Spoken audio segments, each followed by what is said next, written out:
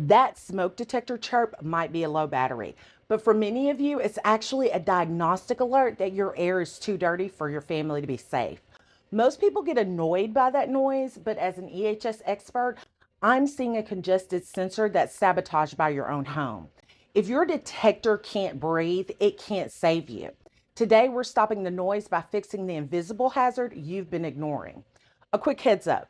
I'm an environmental and safety pro, but this video is for general awareness, not medical, financial, or tax advice. Your home is unique, so use good judgment and consult the right expert. I've spent 23 years managing industrial grade EHS systems.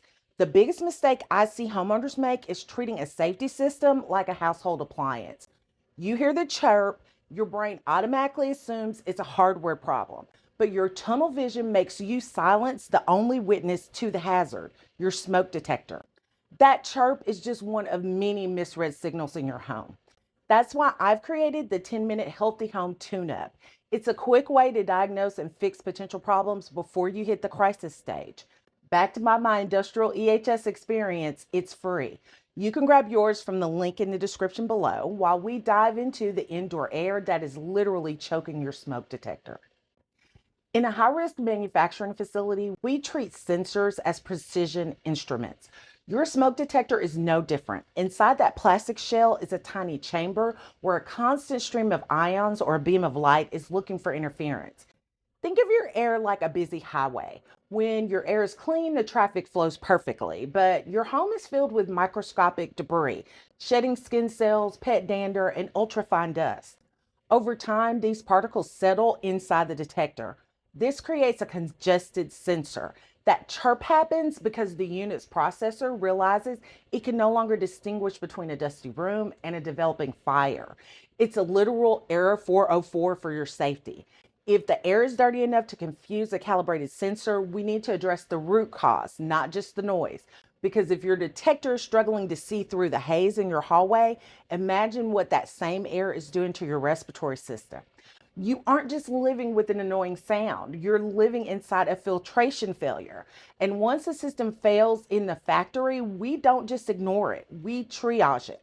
Here are the 4 industrial grade steps to clear the air and stabilize your home system. Step 1 is the deep purge. Don't just swap the battery and call it a day. You need to perform a deep cleaning. Take your vacuum's brush attachment or a can of compressed air and clean the perimeter of the unit. In the EHS world, we call this removing nuisance particles.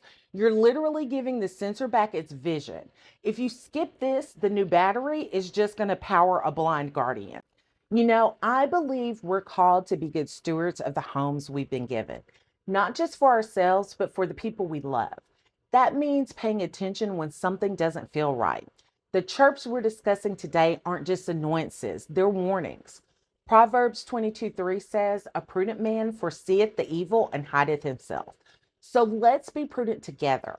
I'm here to help you and your family live healthier, happier, and safer lives, the way home was always meant to feel. Now, let's get back to the steps. Step 2, the attic leak scan. Check the seal where the wires meet the ceiling. Often your dirty air isn't coming from your hallway, it's being sucked out of your unconditioned attic through a hole in your drywall. We call this infiltration sabotage.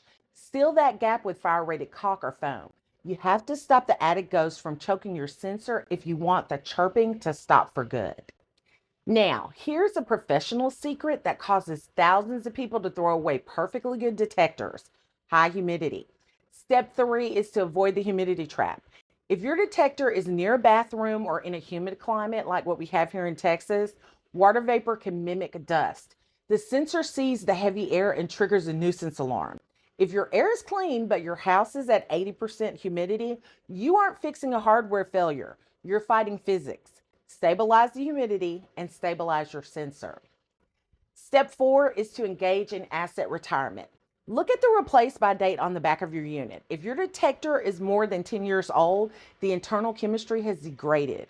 An exhausted sensor will chirp regardless of the battery because it can no longer maintain a stable safety margin.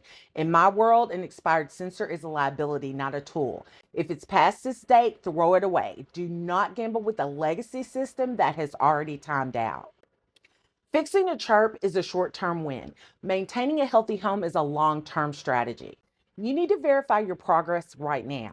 Use my 10-minute healthy home tune-up at the link below to identify environmental and safety system breakdowns in your home.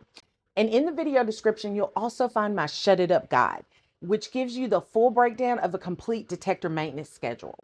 Stability comes from a system, not a one-off fix.